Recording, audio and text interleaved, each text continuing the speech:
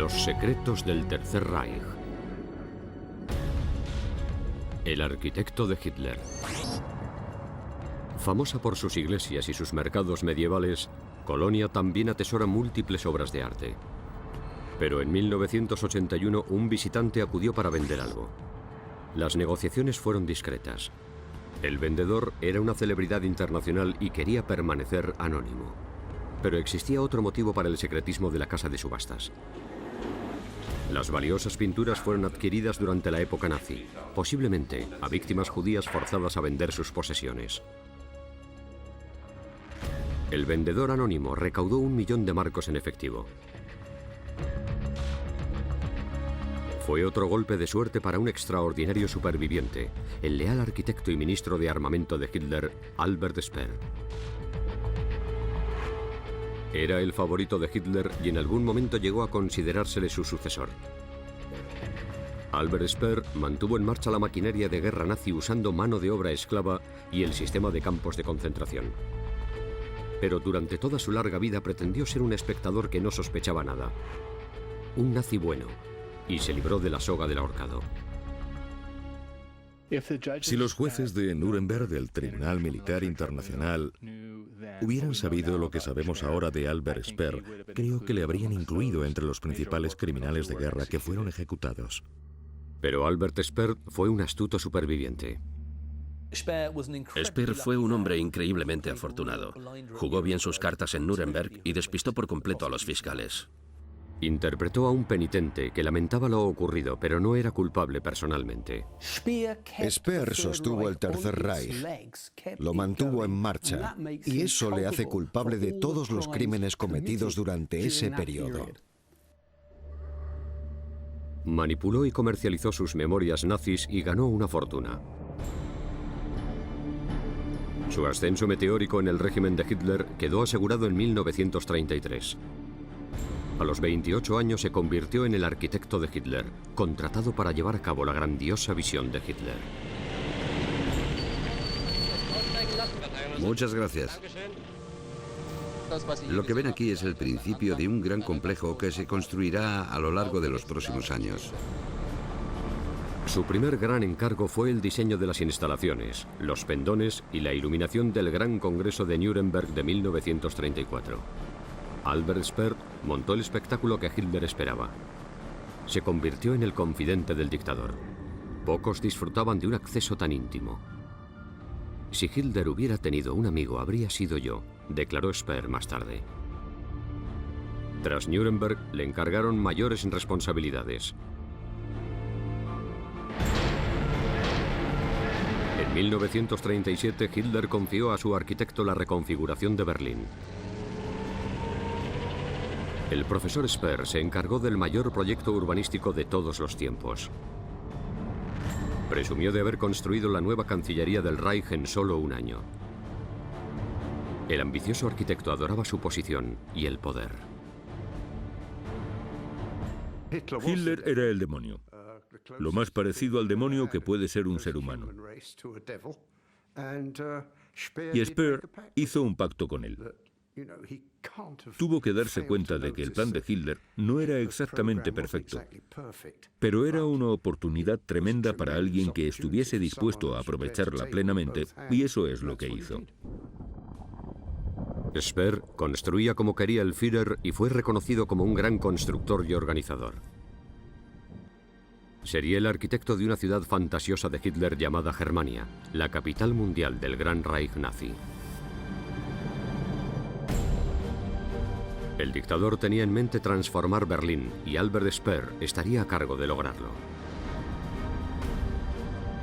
Germania sería un imponente monumento al nazismo que empequeñecería a Londres y París.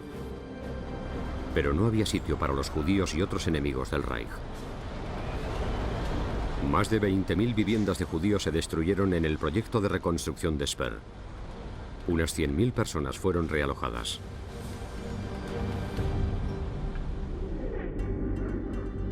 Al historiador Heinrich Svendemann no le cabe duda de la culpabilidad de Speer respecto a la llamada desjudificación de Berlín.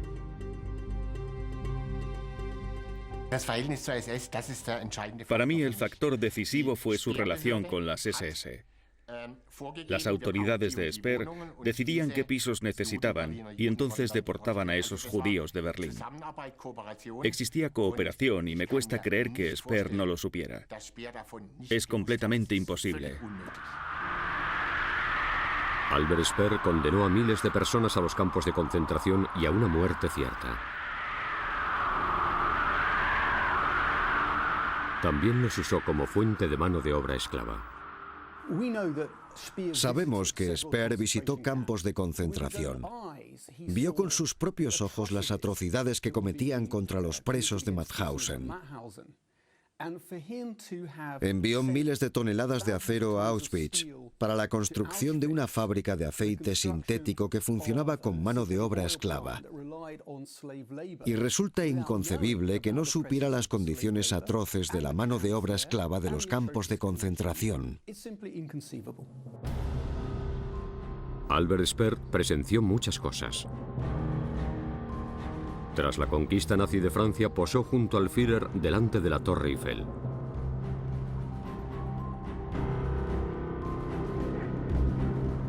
Los favoritos del Führer sacaban provecho de las zonas ocupadas. Albert Speer empezó a coleccionar arte. Hay documentos que demuestran que muchos judíos y otros objetivos de la violencia nazi se vieron obligados a vender sus posesiones antes de huir. A otros simplemente les arrebataron sus pertenencias, entre las que había valiosos cuadros. A Speer le daba igual que las obras procedieran de coleccionistas judíos o no. No era tan tosco y ostentoso como Göring. No era su estilo. Era más sutil. Si las habían arianizado legalmente, si las habían expropiado y las habían blanqueado a través de una casa de subastas o un marchante, creo que a Speer no le importaba mucho. Speer se convirtió en uno de los mayores compradores de arte. Incluso recurrió al principal proveedor de Hitler. Karl Haberstock tenía la reputación de no preocuparse demasiado por la procedencia de las obras. A partir de 1938, el profesor Speer compró 6 pinturas románticas al galerista de Hitler. Entre ellas, un paisaje italiano de Jacob Philipp Hackert. Y en las lagunas pontinas de Arnold Böcklin. Speer era uno de los directores de la economía alemana y sabía lo que estaba pasando. Y cuando adquiría obras como ciudadano particular, tenía que saber que era probable que las obras que compraba procedieran de colecciones judías. No se podía engañar. La colección de arte y la carrera de Albert Speer prosperaron a la par que la Alemania nazi aumentaba el esfuerzo bélico. Se convirtió en ministro de armamento en febrero de 1942 y pronto alcanzó una posición de extraordinario poder. Era mucho más que un mero arquitecto. Organizaba y sostenía toda la economía de guerra nazi.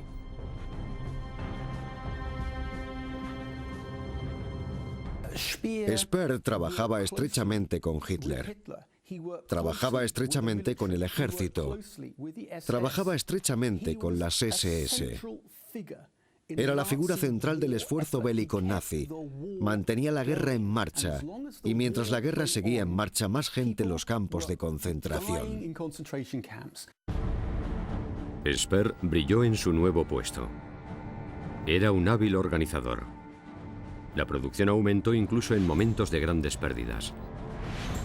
Pero sus aparentes milagros productivos tenían un coste humano estremecedor.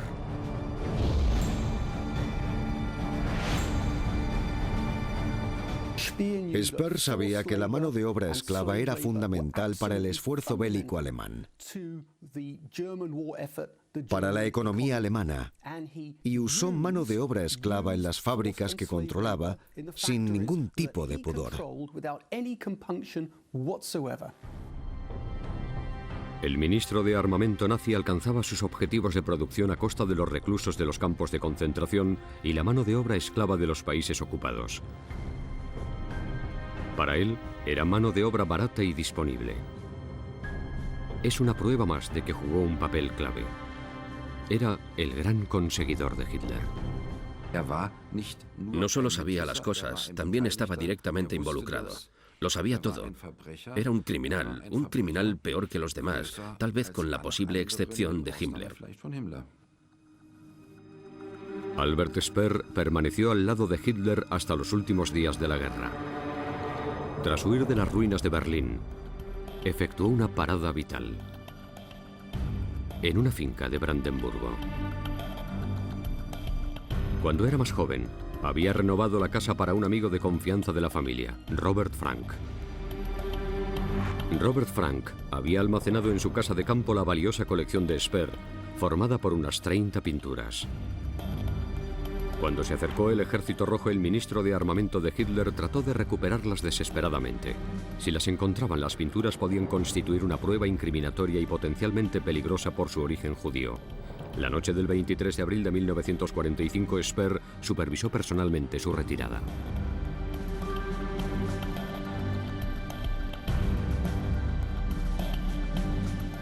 Albert Speer pertenecía a la élite nazi corrupta. La élite nazi era una cleptocracia y Albert Speer formaba parte de esa cleptocracia. Sé que reunió una gran cantidad de obras de arte y al final de la guerra se descubrió que las obras se habían perdido o destruido. Y como tantos de los mitos de Speer, parecía creíble. Los cuadros perdidos no se destruyeron, sino que se pusieron a salvo en el Commerzbank de Hamburgo a nombre de Robert Frank. 2 semanas antes de la rendición nazi, Albert puso a buen recaudo su colección de arte bajo otro nombre. Fue el primero de los muchos golpes de suerte del maestro de la manipulación. Era un superviviente. Era más que un superviviente, más que un oportunista. Era alguien con mucha habilidad para manipular a los demás. Y su colección de arte es un ejemplo muy apropiado. Había salvado sus valiosas obras de arte, pero en 1946 tuvo que salvarse a sí mismo. Albert Speer compareció en los juicios de guerra de Nuremberg junto a otros líderes nazis. Convenció a los fiscales de que era un artista, inconsciente de los hechos y de que despreciaba a su antiguo amo.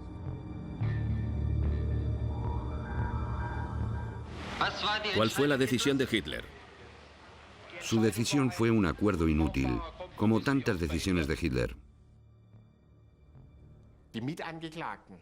Los demás acusados contemplaron furibundos cómo el favorito de Hitler, del que estaban tan celosos, lograba sacar el cuello de la soga.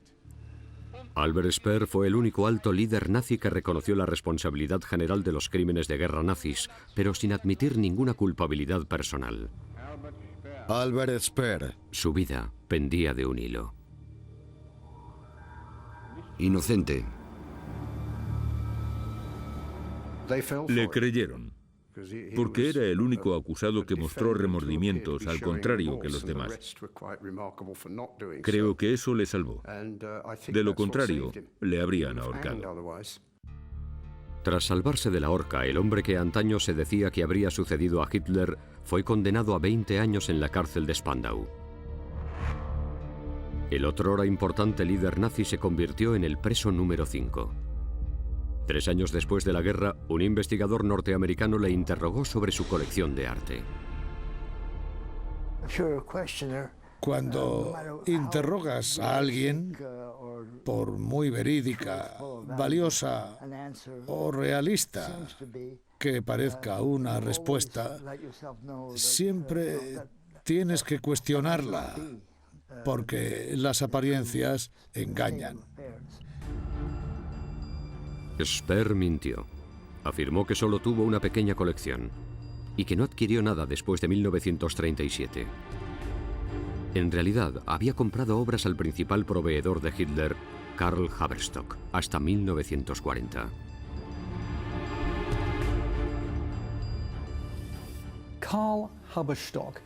Karl Haberstock despojó a los marchantes y a los coleccionistas de arte judíos de toda Europa de algunas de sus mejores obras y las vendió a los líderes del régimen nazi para sus colecciones privadas. Y Albert Speer fue uno de sus principales compradores. El 1 de octubre de 1966 quedó en libertad. Además de las obras de arte ocultas, disponía de otro medio en potencia para ganar mucho dinero: sus memorias. Su liberación causó sensación en los medios, y el arquitecto de Hitler supo ganar una fortuna con ellas. Speer era un comunicador de gran talento. Tuvo mucho tiempo para concebir lo que podríamos llamar su coartada. Encontró la fórmula perfecta para asumir un grado de responsabilidad por las atrocidades cometidas por el Tercer Reich, sin aceptar culpabilidad personal por ellas. Creo que sabía que hablaba para los alemanes, que habían vivido el Tercer Reich, y les contó lo que querían oír. Ellos le recompensaron comprando su libro y aplaudiendo sus apariciones. Además de vender libros, otros creen que tenía otro motivo: limpiar su nombre de la mácula de los crímenes de guerra nazis. Creo que parte de su misión en la segunda parte de su vida, cuando iba de tertulia en tertulia, era limpiar su nombre. Y daba una imagen de patricio alemán distinguido y refinado. La misma imagen que dio en Nuremberg y que convenció a los fiscales de que no era tan malo como los demás y no se merecía la horca. Ya ven cómo estoy. Después de 20 años sigo teniendo muy buen aspecto, ¿no? Estaba bien posicionado. Tenía la reputación de ser un hombre honesto y un nazi bueno. Y la explotó. La gente acudía a entrevistarle y él se labró la reputación de haber sido un hombre bueno entre hombres malos. La imagen de nazi bueno fue altamente rentable. 6 semanas después de su liberación de la cárcel de Spandau, le pagaron 50.000 marcos por una entrevista exclusiva. Interpretó el papel de nazi penitente y afirmó: «Nunca me podré quitar de encima el peso de la enormidad de esos crímenes». Afirmó repetidamente que pensó asesinar a Hitler y explicó por qué no había revelado a nadie los detalles. Cuando fallan, los atentados resultan ridículos. Por eso solo mencioné brevemente los planes contra Hitler en los juicios de Nuremberg. Repita conmigo: juro por Dios. Juro por Dios. Que el testimonio que prestaré. Confirmó lo que había declarado 20 años antes. ¿Quiso cometer el asesinato usted mismo? ¿Por qué fracasó? No quiero entrar en detalles. Así fue como forjó su propio mito. Contó la historia de que en enero de 1945 quiso meter gas venenoso por una toma de aire del búnker, pero no pudo encontrar una escalera para subir por la pared. Recuerdo lo que dijo su rival, el arquitecto Hermann Giesler. ¿Era el segundo hombre más poderoso del Tercer Reich y no pudo encontrar una escalera? Si realmente hubiese planeado un atentado real y sólido contra Hitler, ¿por qué no cogió una pistola y pegó un tiro al dictador? El antiguo organizador máximo y jefe de la industria de Hitler pasó años refinando sus memorias. Reconoció su responsabilidad, pero nunca su culpa personal. Sus libros se convertirían en bestsellers.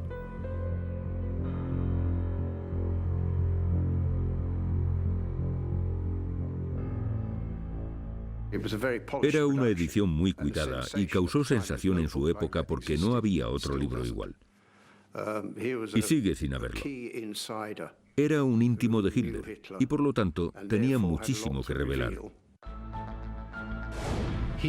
Fue capaz de crear mitos sobre su vida y su comportamiento durante el Tercer Reich.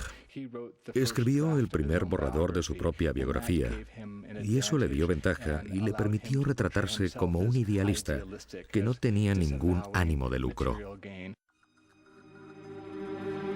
El antiguo ministro de armamento de Hitler ganó otra fortuna.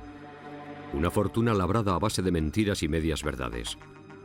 Afirmó que la noche que pasó en la casa de campo de su amigo en los últimos días de Hitler no tuvo ningún objetivo concreto. Sin embargo, la dedicó a rescatar los cuadros que posiblemente se habían robado o forzado a vender a judíos. Speer daba la impresión de no saber nada del arte propiedad de judíos. Tampoco sabía nada específico del Holocausto. Speer nunca expresaba contrición por el destino de los judíos. Simplemente no lo mencionaba. Pero le dijeron que sería bueno para su imagen, que su historia sería mejor aceptada por los alemanes y por el público internacional si al menos reconocía que los judíos habían sufrido mucho bajo el Tercer Reich y que lo lamentaba. Rudolf Wolters, un amigo de confianza de la familia que se había ocupado de sus negocios durante su estancia en la cárcel, se quedó atónito con el autorretrato de Speer. Su antiguo amigo dijo con claridad lo que pensaba de la memoria selectiva de Speer. Querido Albert, estoy sentado, mordiendo la pluma y retorciéndome entre las emociones de nuestra antigua amistad y el rechazo instintivo. No te podías haber inventado una novela policíaca más desgarradora.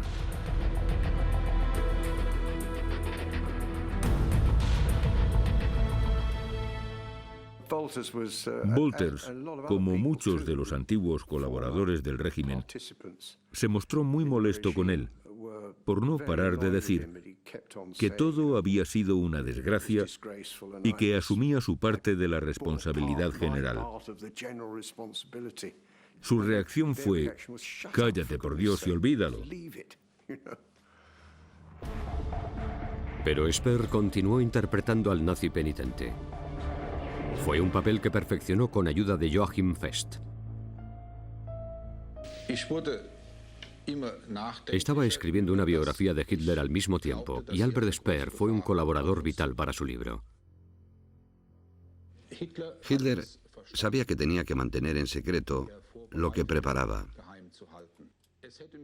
Yo debería haberme dado cuenta, pero vivía cada día despreocupadamente y me refugiaba en mis planos. Todavía me siento responsable de Auschwitz, aún hoy.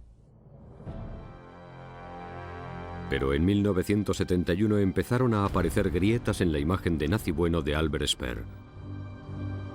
Unos historiadores sugirieron que había estado presente cuando el jefe de las SS, Heinrich Himmler, dio un infame discurso en la ciudad de Posen, ahora polaca.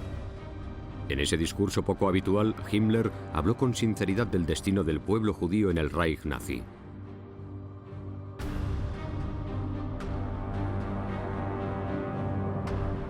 Hubo que tomar la difícil decisión de exterminar a ese pueblo de la faz de la tierra. Albert Speer tenía una coartada. Se había marchado antes del discurso de Himmler. Pero la historia de Speer no cuadraba. Himmler se había dirigido a él personalmente. Por supuesto, esto no tiene nada que ver con el miembro del partido Speer. No puede hacer nada al respecto. Incriminaba a todos los presentes. El discurso era una prueba de su conocimiento y por lo tanto de un grado de responsabilidad. Fue crucial para Speer aportar pruebas de que se había marchado de Posen antes de que Himmler diera ese discurso y que no sabía lo que había dicho. ¿Estaba presente o no cuando Himmler dio ese famoso discurso en Posen o Potsdam?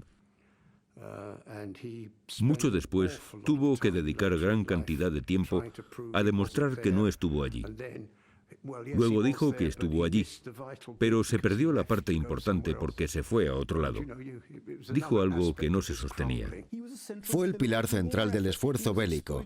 Explotó la mano de obra esclava de los campos de concentración. Sabía lo que les pasaba a los judíos. Da igual o no que estuviera presente en la sala cuando Himmler dio su discurso, porque estaba involucrado hasta el cuello en los crímenes del régimen nazi. Se las arregló para superarlo. Es asombroso. Decían que Ronald Reagan era el hombre de teflón. Parece que Speer también era el hombre de teflón. No se le pegaba nada. Pero tal vez algo sí que se pegó a su conciencia. Albert Speer buscó el consuelo y la salvación en un monasterio benedictino que visitaba con regularidad.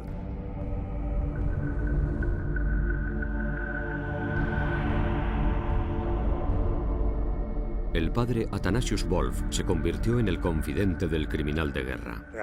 Una vez me dijo: Padre Athanasius, comprendo que la gente no quiera hablar conmigo porque no dije muchas cosas o no las dije correctamente. Entiendo que la gente no me quiera dar la mano porque fallé, pero espero que exista el perdón de Dios. Así introdujo el nombre de Dios en la conversación. A diferencia de las numerosas víctimas de sus proyectos de mano de obra esclava, Albert Speer pudo refugiarse en la religión. Era libre para disfrutar de la soledad en silencio, aunque ni siquiera en un monasterio podía confesar abiertamente sus crímenes de guerra. Decía que no lo sabía, pero al mismo tiempo decía que si lo hubiera sabido, no habría podido actuar, así que lo ignoraba para poder actuar. Tenía algo de ambivalente, lo confesaba y al mismo tiempo retiraba la confesión.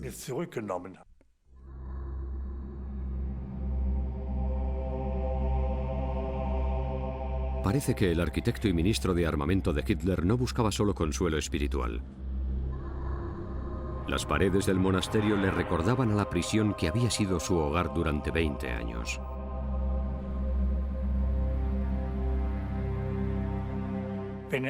Cuando venía al monasterio se acordaba un poco de Spandau. En su biografía escribe que soñaba con que volvía a Spandau y el director de la cárcel le daba la bienvenida en la puerta y le decía: «Me alegro de que hayas vuelto a casa». La cárcel aliada de Berlín-Spandau fue donde escribió gran parte del material de los libros que le hicieron rico.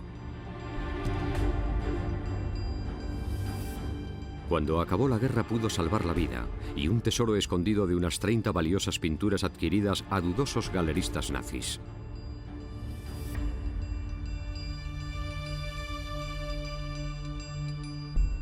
Estaban depositadas a salvo en un banco de Hamburgo, a nombre de su apoderado, Robert Frank. Frank escribió a otro amigo de Speer: «2 tercios de los cuadros son robados. Hemos tenido muchos problemas con ellos, porque en parte eran propiedad judía».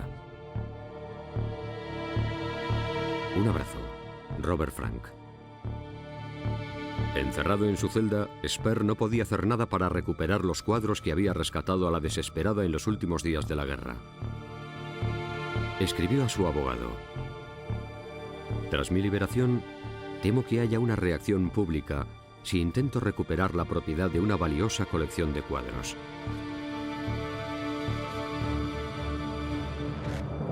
Pero a pesar del riesgo de escándalo, Albert Speer vendió la historia a la prensa y a la televisión de todo el mundo. Parecía disfrutar de los focos y de su papel de nazi reformado y popular. Su fama internacional dio a los alemanes una figura representativa que podían presentar como símbolo de cómo el loco de Hitler había explotado al pueblo alemán. Su talento y su brillantez habían sido puestos al servicio de fines enfermizos. El pueblo alemán lo reconocía y lo sentía mucho, pero era hora de seguir adelante. El pasado es el pasado y el mejor narrador de ese pasado era Albert Speer. La solución final era un secreto y era un secreto para mí también. No me informaron de lo que pasaba en esos campos, pero me dio la sensación de lo que pasaba. Tenía cierta incertidumbre. Siempre me quedará el trauma del exterminio de los judíos. Nunca me abandonará. A menudo pienso que nunca me libraré de él, que llevaré esa carga toda mi vida. Pero nunca reconoció su participación en los campos de concentración. Era un maestro de la adaptación, era camaleónico. Era más que un oportunista, aunque eso también. Era alguien que podía reinventarse como hiciera falta. Sus constantes reinvenciones y expresiones públicas de remordimiento le pasaron factura con una amistad clave forjada en la era nazi. En 1971, su amigo y antiguo camarada Rudolf Wolters se hartó y escribió: «Querido Albert, no dejas de retratarte como un criminal de guerra para quien 20 años no han sido suficientes. Te sugiero que no volvamos a vernos hasta que hayas superado esta fase. Es decir, cuando ya no estés interesado exclusivamente en tu rehabilitación. Tu viejo A. El antaño segundo hombre más poderoso de Alemania, Albert Speer, se había quedado solo. La relación con su mujer era fría y parecía que no tenía muchos amigos. Parecía que no necesitaba el amor apasionado de una mujer, ni amistades profundas con hombres. Era un solitario. Un solitario. La casa familiar de Heidelberg parecía ofrecer poco consuelo al antiguo gerifalte nazi. Entré en la casa y me pareció una casa fantasma. Parecía que no vivía nadie. Vi a su mujer 2 veces, de pasada, pero no me presentó. No era un hogar cálido. Aunque era padre de 6 hijos, Albert Speer buscaba la intimidad fuera de casa. A finales de los años 70, Albert confesó a su mujer, Margarete, que tenía una aventura. Debía de ser un golpe muy duro para su mujer. Era un comportamiento típico de Speer. Se enamoró, se volvió a sentir el centro de atención y no tuvo ninguna consideración por las personas que se habían mantenido a su lado siempre. En público hacía declaraciones sobre los traumas por su pasado nazi. Pero en privado, disfrutaba de una aventura con una mujer casada medio inglesa, medio alemana, a la que doblaba en edad.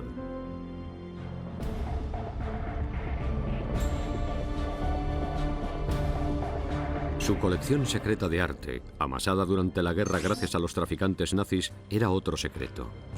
El viejo amigo de la familia y administrador Robert Frank escondió y conservó unas 30 pinturas de Speer. Cuando Frank murió, los cuadros acabaron en un garaje cercano a la ciudad alemana de Bonn. Habían decidido repartírselas al 50%. Albert Speer quería permanecer anónimo. En esa época, muchos compradores y marchantes no hacían muchas preguntas sobre la procedencia de las obras de arte. Desde 1933 hasta bien entrados los años 90, hubo un tráfico muy activo de obras de arte, cuyo origen nadie se preocupaba por confirmar, porque muchos de los vendedores sabían que eran obras que en algún momento habían sido robadas u obtenidas mediante ventas forzosas por parte de judíos desesperados por huir del Tercer Reich. En aquel entonces, en 1981, la procedencia de los cuadros de Speer podía ocultarse o ignorarse. En el catálogo se indicó que estaba en manos privadas. El nombre del anterior propietario, el famoso marchante de arte de Hitler, Karl Haberstock, también se omitió. No cabe duda de que Speer adquirió obras de arte robadas a marchantes y coleccionistas judíos. Se las vendió Karl Haberstock, que fue uno de los grandes saqueadores de arte robado. Fuese cual fuese su origen, el propietario anónimo, el criminal de guerra Albert Speer, estaba a punto de ganar otra fortuna con su pasado nazi. Los cuadros se vendieron gradualmente en una casa de subastas de Colonia. Tras cada venta, el propietario anónimo cobraba en efectivo. No quería recibos, ni firmas, ni pruebas.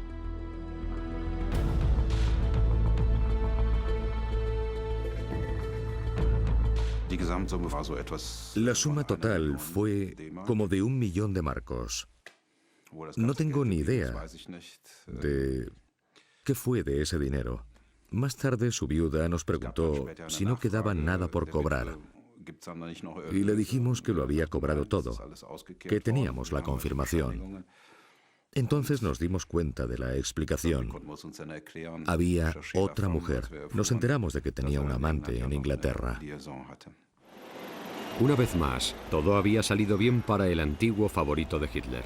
Su novia vivía en Londres y cuando la BBC le invitó a una entrevista, Albert Speer compaginó los negocios con el placer. Speer manejaba muy bien a los medios. Acabó saliendo en programas de televisión de todo el mundo y de hecho falleció en el Reino Unido, donde se encontraba dando una entrevista.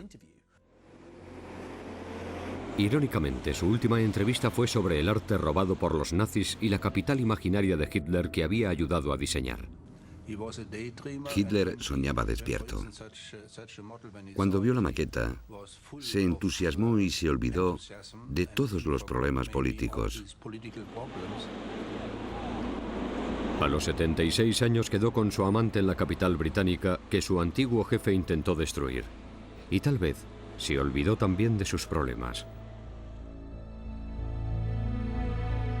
Pero la aventura de Londres sería la última.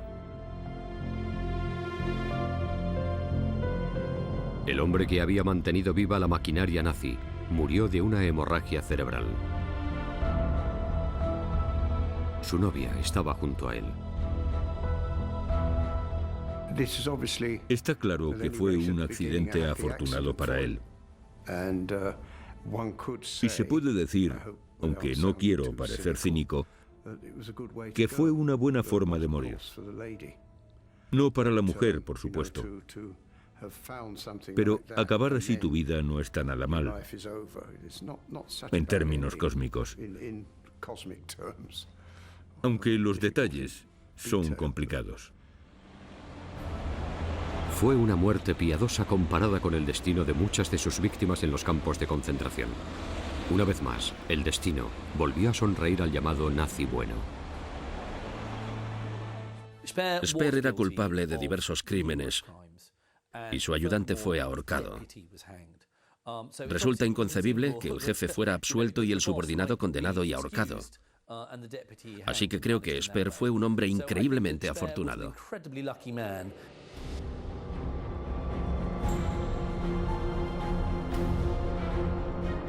Hasta el final, el protegido de Hitler se las arregló para mantener su hábilmente creada imagen de hombre decente, ignorante e inocente. Fue la verdadera obra maestra de la vida de Speer. Tuvo la buena suerte de que muchas de las cosas que le implicaban personalmente en la persecución de los judíos tardaron años en emerger. Pero cuando emergieron, su imagen empezó a derrumbarse. Un joven estudiante de doctorado, Matthias Schmidt, reveló el mito de Speer. El antiguo camarada del ministro de Armamento Rudolf Wolters ayudó a revelar el verdadero alcance de sus delitos, incluyendo pruebas de la participación del llamado nazi bueno en el traslado de los judíos de Berlín.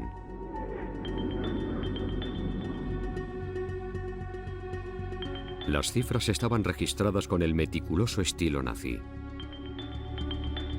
En total se han requisado 23.765 viviendas judías. El número de personas realojadas ha sido de 75.000.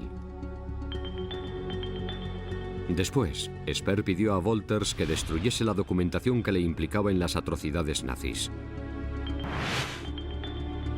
Sugiero que desaparezcan las páginas relevantes. Cuando lo leí me di cuenta de que estaba a punto de descubrir una gran estafa. Fui a Berlín y volví a empezar de cero. Entonces surgió una nueva imagen de Albert Speer. Estaba claro. Albert Speer había comenzado la transformación de Berlín en la Germania imaginada por Hitler sin ninguna consideración por la población judía que acabó destruyendo. Desde su muerte, los historiadores han descubierto que jugó un papel clave en la expulsión de los judíos de sus casas de Berlín a finales de los años 30 y durante la guerra. Y la Inspección General de Urbanismo, o General Bauinspection, desplazó a miles de judíos de Berlín que fueron deportados y en su mayor parte asesinados. Y creo que esa fue la primera parada de una línea de ferrocarril que acababa en Auschwitz, cuando echaron a los judíos de donde vivían.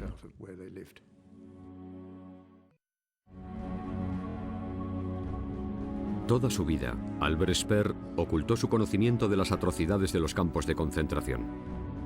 Ahora sus mentiras han sido reveladas. Ahora tenemos documentos que demuestran que Speer sabía mucho sobre Auschwitz. Hay un documento que revela que la General Bauinspektion invirtió más de 13 millones de marcos en la expansión de Auschwitz con fines bélicos y económicos. Pero Speer convirtió mentir sobre el Holocausto en su profesión. Speer aceptó la muerte de miles de judíos y trabajadores esclavos para garantizar su ascenso político. ¿Qué queda entonces del nazi bueno?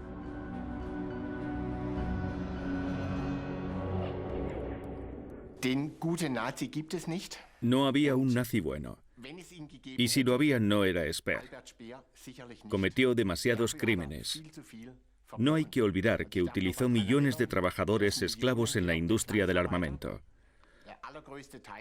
En 1944, seguían vivos unos 700.000 reclusos en campos de concentración y unos 500.000 trabajaban para Speer. Esos son los hechos.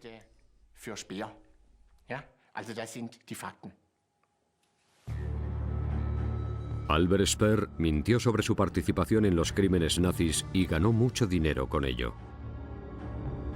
Además de pinturas sospechosas, también vendió en secreto bocetos dibujados por Hitler que había conservado.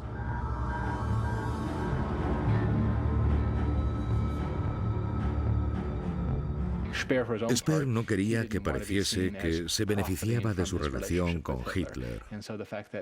Pero sabemos que al menos vendió una obra de su colección que estaba pintada por Hitler, lo que demuestra que le preocupaba más el dinero que lo que pensaran de él.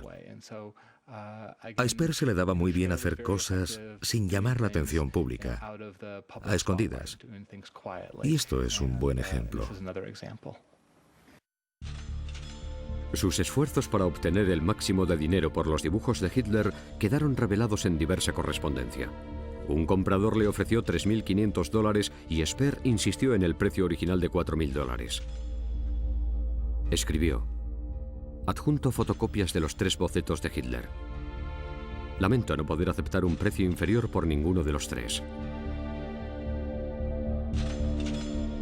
Una vez más, el arquitecto que había ganado una fortuna sobre la base de la mentira rentabilizaba artículos conservados durante su leal servicio al nazismo. Si damos la historia por cierta, si es verdad que llevaba a cabo negocios de esa forma tan discreta, igual que manejaba su dinero, debía hacerlo para que su familia no se enterase y poder financiar a su amante. Encaja con la idea de que convertía en dinero todo lo que tenía, así que ¿por qué no los bocetos de Hitler? Creo que no hace falta preguntarse sobre su moralidad. En 2006, una casa de subastas de Colonia vendió un cuadro romántico de Jacob Philipp Hackert. El nombre del dueño no aparecía en el catálogo. Un galerista judío de Londres lo compró por 430.000 euros. Pero quiso suspender la operación de inmediato cuando se enteró de la verdadera identidad del anterior propietario, Albert Speer. Se había revelado otro secreto. Speer tenía en su colección obras de arte que efectivamente habían sido robadas a marchantes y coleccionistas judíos. Albert Speer se hizo rico manipulando su pasado nazi. Pero sus mentiras y sus crímenes han quedado al descubierto de todo el mundo. Era un mentiroso muy hábil. Engañaba muy bien. Era capaz de ocultar información y mantener secretos. Habría sido un excelente jugador de póker. Albert Speer fue un criminal de guerra que cometió crímenes contra la humanidad. Y si los fiscales del Tribunal de Nuremberg hubieran sabido algo de sus actividades durante el Tercer Reich, le habrían ahorcado. Lo único que hizo después de salir de Spandau fue vivir de una mentira. Caminó por la cuerda floja y la mayor parte del tiempo no se cayó.